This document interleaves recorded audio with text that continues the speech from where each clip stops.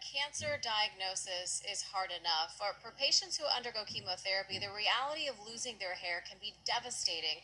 Now, there is a treatment out there to prevent hair loss, but for those who want it right now, they'll have to pay thousands of dollars.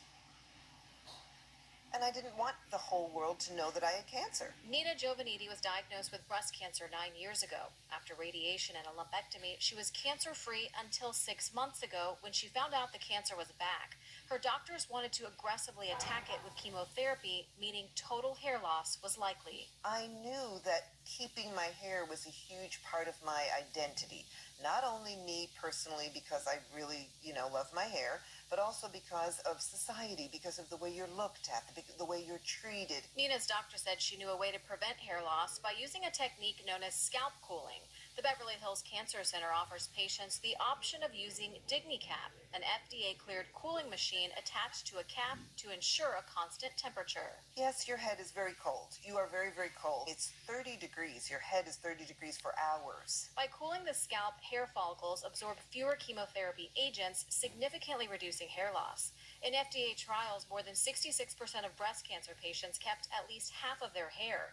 The machines are now available in hundreds of cancer treatment centers across the country, but patients are paying out of pocket. The biggest obstacle that we face today is that insurance, for the most part, does not cover this. And so that leaves the patient in a situation where only people who have money can afford to try to save their hair. Trisha Strong works for Dignitana, the company that makes the DigniCap machine.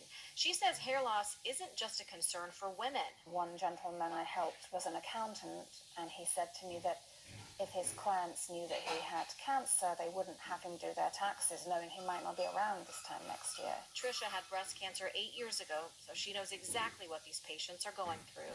When I told them that Mummy was going to go bald, my 6-year-old daughter started to cry. I just want it for every woman going through this. Women have young babies that don't have to live knowing mommy is sick. You feel triumphant when you go through these things and then you don't lose your hair and the whole world doesn't look at you like you're a sick person. Most patients will spend anywhere between $1,400 and $2,800 on the treatment, and there is an organization called hairtostay.org that can help people who can't afford it pay for part of the cost. We'll get that information on our website. Meantime, Trisha, Nina, and oncologists across the country, they're just hoping that insurance companies will reconsider and start covering this treatment. We'll get more information about the DigniCap on our website, KTLA.com. In Beverly Hills, Casey Montoya, KTLA 5 News.